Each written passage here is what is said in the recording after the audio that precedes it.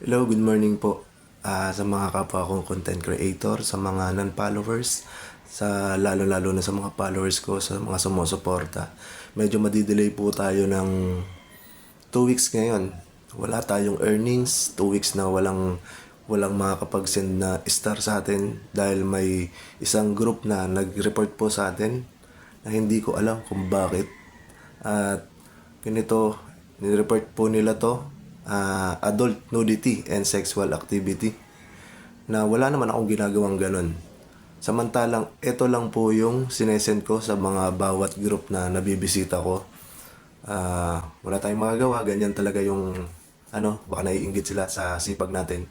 Kaya nireport tayo. Bali, ganun pa rin, sipag pa rin tayo habang wala tayong earning, habang hindi tayo masesenda ng star, sipag pa rin tayo para enjoy lang tayo dito. Yun lang. Thank you guys.